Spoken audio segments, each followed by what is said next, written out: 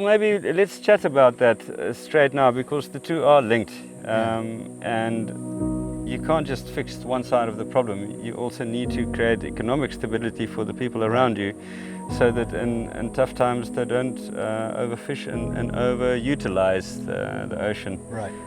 We all have an impact, but it's about having a balance and having a sustainable approach. And you've created a flow of money and an economy in the village around you. You've helped with schools and water supply and all of that, and that creates a sense of value.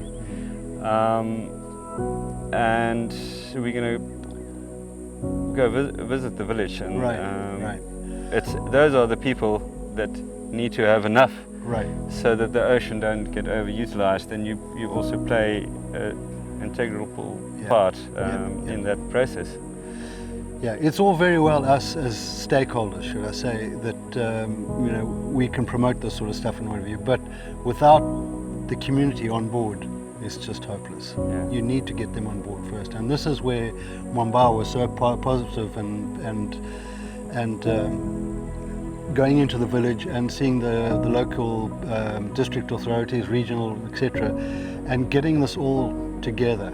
The idea obviously is to get the people behind it and make it community driven as well.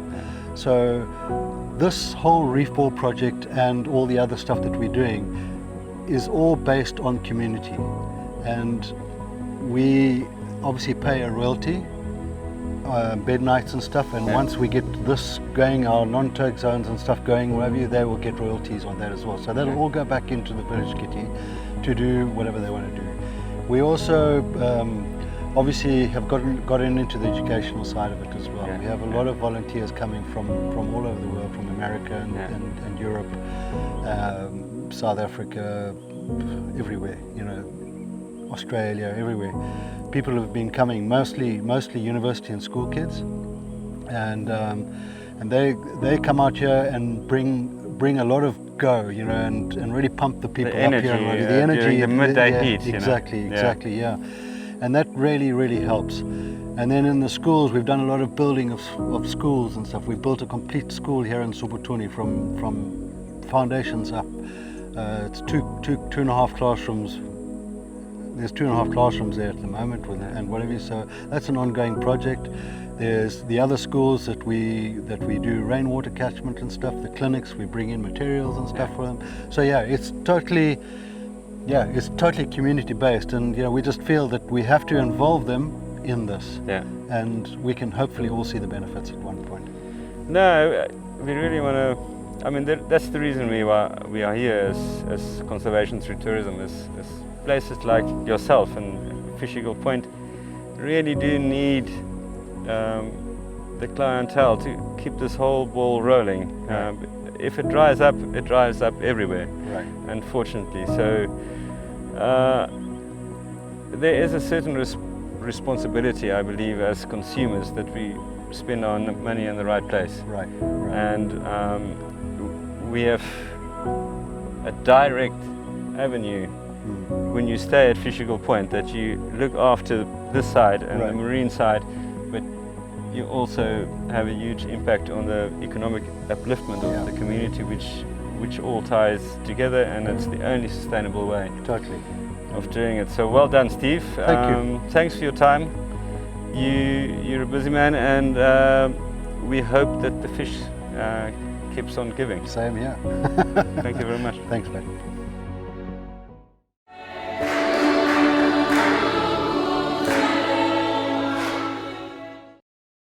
Kilimanjaro to coast time, guys, and we are at Fish Eagle Point, Subutuni village, and the guys at Fish Eagle Point are really helping out in the community, and they've built this little school.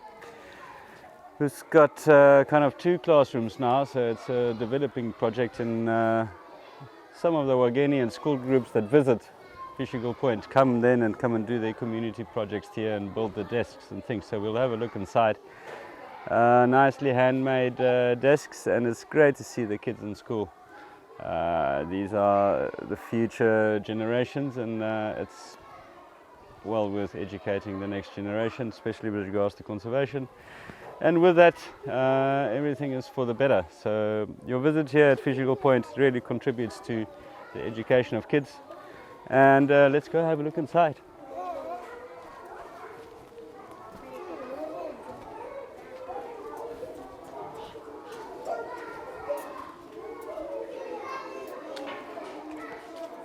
Karibu. Odi. Habari. Samahani sana. Habari yako? Shule mzuri sana leo. Kila kitu safi. So it's great to see there's a habari yako. Salama. Poa poa. It's jina lako mama? Sema? Fatima Zakaria. Mama Tina Zakaria, the teacher here. Iko watoto iko yes sita saba. Yeah. Tano. So these are the 5-year-olds. So the guys are really starting early. And great to see kids at school. Lovely new desks, which is stunning. Aya, asante sana. Kwaheri. Shule njema. Aya, asante. Bye. Here we go, guys. Let's go and see the second classroom. All kids are the same. Odi. Habari yako? Shule mzuri sana? Ndio. Poa poa. Karibu.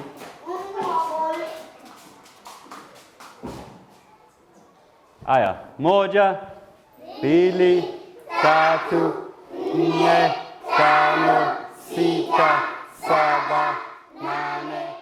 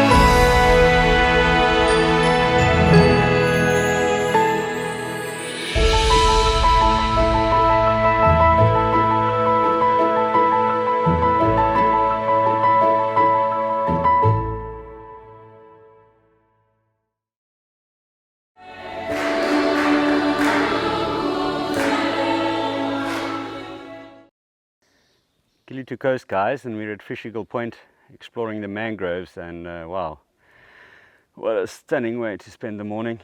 You know, these mangroves are so important to the ecosystem. This is where all fish spawn, and it really supplies the whole ocean and coastline here with new fish and oxygen. We know they have air roots and they just stabilize, and in a way they're the lungs of the world, and so important that we conserve this. Fish Eagle Point, they are 100% behind conservation of the coastline, the marine conservation. We already know they have the reef ball projects, but they also stabilize and protect the mangroves around Fish Eagle Point.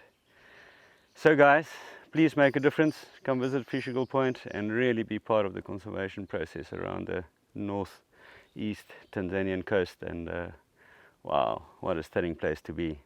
Conservation through tourism, that is the name of the game these days, and we really want your money and your presence to come and make a difference here. Okay guys, we're going to head back into the ocean, see what we find underneath, and go for a little bit of a dive. We'll chat to you soon.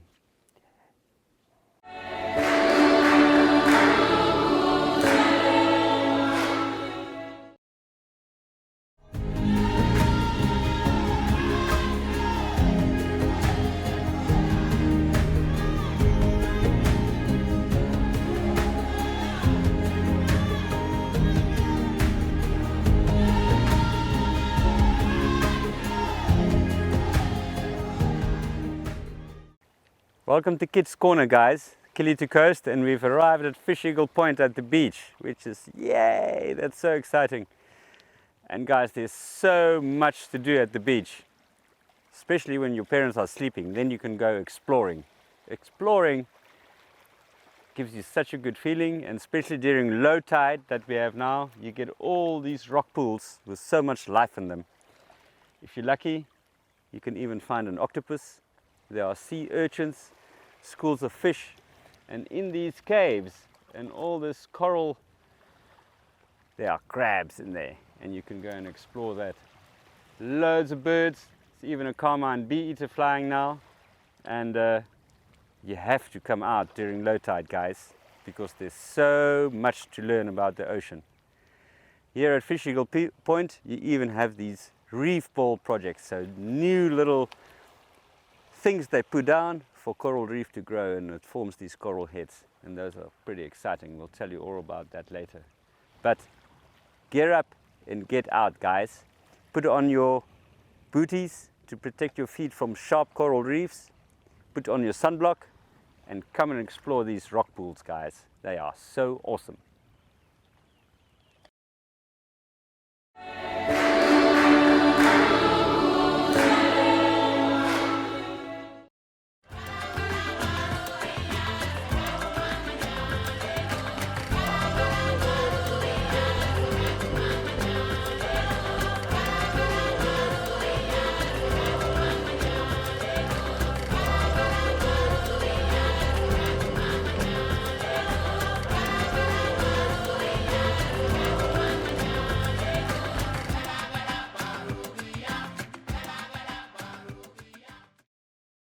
Okay guys, welcome back to Kili to Coast, and it's the Shore Safaris birding segment. I'm with Paul Sweet. Paul. Hey Carel.